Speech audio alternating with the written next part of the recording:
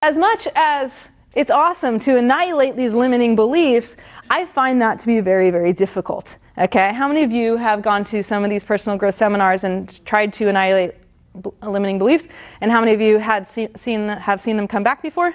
Okay, me too. I'm not saying personal growth isn't amazing. I'm not saying it doesn't work, because actually, I'm so grateful I invested with Tony Robbins, and I'd go back in a heartbeat. I'd go back to volunteer. I love it. I love it. It's totally changed my life. And I do feel like a lot of the way I conduct my life and my emotions, and like I told Mary about being able to get up and not getting knocked down all the time or feeling disappointed in myself, all that stuff came from personal growth. And it just takes a little bit of time, but it does start to shift very, very quickly at the same time, right? So I believe in it.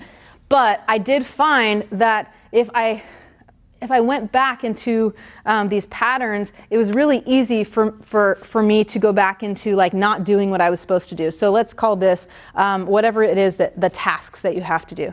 Now, if I felt stupid, I have to make these calls and I don't know what to say and I'm not sure how to do it, and I had a pattern by saying I don't know, because I felt like I didn't know. And if I didn't know what to do, then my behavior was I just wouldn't do it. I wouldn't pick up the phone. I wouldn't go networking. If I did go networking, I'm doing it to be an activity, but I didn't really do a good job maybe talking to people. I definitely didn't know what to say to drive them to action, so maybe I would go and talk to people and collect cards or give my cards out, but I wouldn't necessarily get a result. And then my success was a lack of success, right? And then of course I was going more and more in debt because I couldn't even support my business because I wasn't making enough money, right? I was making $2,000 living in the Bay Area near San Francisco, and that's where I finally got to $2,000 a month consistently, and that obviously wasn't enough, especially when you try to invest in all these things to figure out how to do this. Right? So what I realized, because I actually invested in a Tony Robbins coach, and I invested in another coach, and I was looking for these cheap coaches because I was I don't have enough money to invest in these fancy coaches or anything. But then I met this guy, his name is Jeff, and I realized that he was helping people get these incredible results. And I didn't even know this till a decade later, but what happened was I decided to hire him, and I took a big risk financially, so I've been there. Okay, I took a big, big risk financially. I had to put all this stuff on credit cards, and time and time again, I rolled credit, I did this, and I did this several times after Tony Robbins and all these things, but I was desperate to figure this shit out. I knew I had the potential, but I just didn't know how to do it. So the cool thing is that Jeff, he believed in me, he had beliefs in me that I could do it. He believed that the stuff that he was teaching worked. He had systems that actually worked. He had people who got results, so I believed in the systems, and I believed that he was a person who could do it. And so what I did is I really just borrowed these beliefs. And I remember having a conversation in the car outside my office when I was in Burlingame, California, outside my financial planning office.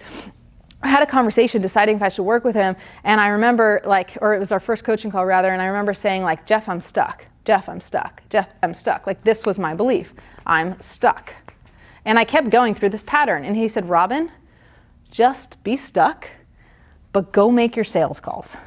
Go do the system, basically. And at the time, I was making calls to book these talks, which were money parenting talks I can tell you about later. But basically, if I kept going, getting stuck, but if I just bypass this belief, I'm stuck, I don't know what to do, and I just did the activity, I followed the system, then guess what? My success went up. I got more appointments. I got more results. Clients got better results and started to believe it. Same thing happened when I raised my prices. I didn't believe I was worth it, but then I thought, okay, let me follow the system. I used his sales system. I raised my price. I got people who got, not only did they pay, but they got better results. And I'm like, oh my gosh, this works. And then I started to believe it. So what eventually happens is as you borrow this belief, it really is just kind of bypassing the limiting beliefs for just long enough so that you can go do some action.